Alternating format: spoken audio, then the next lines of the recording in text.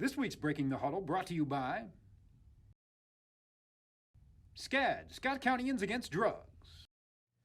Welcome everybody to episode 3 of the News Graphics Breaking the Huddle, our football show and more. We're calling this episode Building Blocks. Reason being, we're going to look back to last Friday night's games and see that both teams, Scott County and Great Crossing, kind of took some steps forward in different ways, possibly not the way you would have expected or maybe wanted on the scoreboard. First, let's go with the expected side of the equation.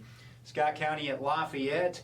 Coach McKee, Jim McKee, said after the game, reporters, parents, they probably set the point spread for the Lafayette game, maybe 3-4 touchdowns, expected the Cards to have a relatively easy time of it. They ended up having to fight. It was a 48-minute dogfight in the pretty extreme heat, at least at the start of the game. And the Cards came away 2-0 after a 28-19 victory, but it wasn't probably as easy as maybe people, when they looked at the scores of Week 1, saw the Scott County win over Great Crossing, saw the Lafayette loss to Johnson Central, and said, okay, this is going to be a walk for Scott County. As we talked about in the pages of the news graphic previewing that game, this has been a rivalry over the years. You all probably remember, if you've been following for any length of time, the 2015 and 16 playoff battles and the regular season battles between those two schools. There was very little to separate them. The Generals kind of got the upper hand in the playoffs both years. But since then, Scott County has held the edge, but the games have been closer than expected, and this one played out that way. Jumped out to a 13-0 lead, did SC, on a couple of touchdown runs, one by Bronson Brown, one by Philip Garner. Garner was phenomenal again, 32 carries, 168 yards, 3 touchdowns. Big effort from the defense. They had to fight back after giving up a couple of long pass plays earlier in that game, and several defensive stands in the red zone to keep Lafayette from coming back and pulling off the improbable win in that game. So props to the defense, led by Rylan Reed, led by Sam Daniel, who had an incredible, to see it on film is even more incredible, the way he read the ball and picked off a pass in the flat and took it back for a touchdown, interception return of 45 yards. So he had a great game, just to name a couple. But certainly a tough fight, but one I think Scott County needed going forward. You look at the schedule, again, you don't want to do that too much, but it doesn't look overly challenging, although we will get to a good challenge this Friday night that they're going to have ahead of them. But they need to be tested in August and September to be ready for what they're going to face with the better 5A teams down the road. Great Crossing, step forward, as we said. Obviously, not what they wanted on opening night against Scott County, but a 42-0 loss to North Bulletin, which they kind of put off that running clock until late in the third quarter, so you got to look at that as progress. A lot more ability to move the football in this game, a lot stingier on defense, made North Bulletin work for their points. Just little things here and there. The big thing with this team, and you got to exercise some patience, and I'd like to call attention to their freshman team, which is 2-0. Great Crossing has now beaten GRC and Tate's Creek in impressive fashion. And these are a lot of the same guys, if you look at the names, that are playing on Friday night. Kelly and Nichols and you name it. The guys that are making big plays in those Monday afternoon games are also playing on Friday night. And it's just a matter of time as they stay in the weight room, stay with it.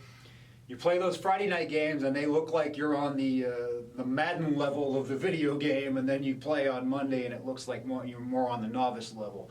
And that's what happens with experience. Those guys are going to continue to pick it up, and good things are going to happen for that program. This week, they will go up to Harrison County for a test in Cynthiana against the Thoroughbreds.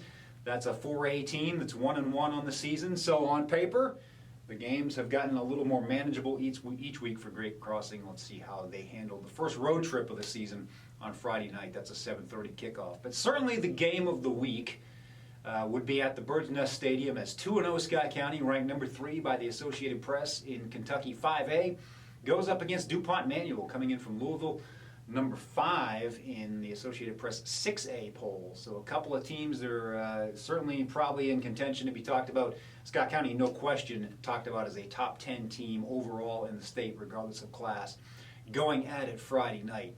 As we said, that Lafayette game, a good test for how they're going to handle 48 minutes under the Friday night lights. A lot of new starters on that Scott County defense, but they stood tall in the second half. Manual's not a team that's going to put up a ton of points if you look at their first 2 weeks. They get it done with defense. They beat Louisville Central 7-0. And how often do you see that as the high school football score these days in the day and age of spread offense and all that? But a shutout for them, the Crimsons in week 1.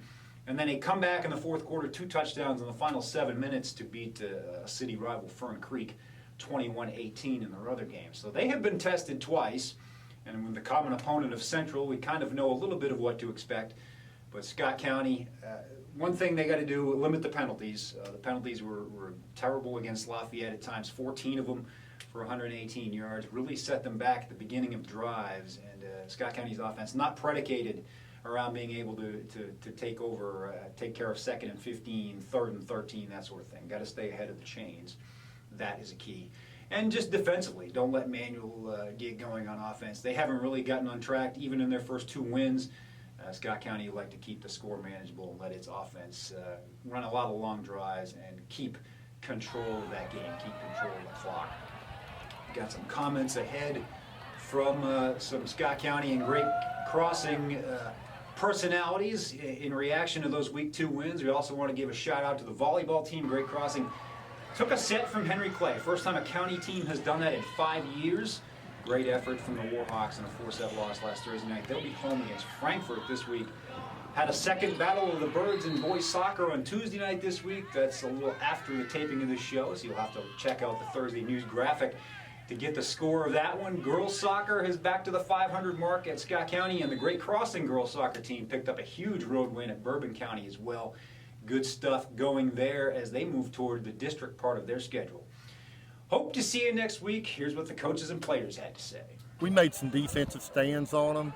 It's like we're tuned into them, and then they give us a wrinkle that we haven't seen or a formation or, and coach got a great offense. They're a really tough team to defend and stop. A lot of assignment, you're basically defending the triple option out of the spread, and that's just tough on a young defense. They got some great players. Newport had that running back was a heck of a running back and a great quarterback. It was just a tough football team tonight. We just have to keep practicing. Sometimes we don't push ourselves that much in practice, but we just got to keep pushing, keep getting better and better. And sooner or later, in 2 years, it'll be great.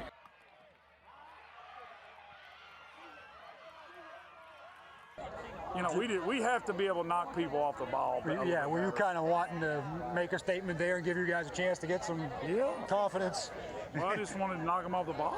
Yeah. I was a little concerned we didn't knock them off the ball as well as I wanted to. We had some other guys step up. Tago made a couple big runs on that last drive. We played really well defensively and got out of here 2-0. Yeah, we have a really good D coordinator. Coach Monty, he's a great coach. He knows exactly what he's doing. Mm-hmm. And hats off to everybody for their effort.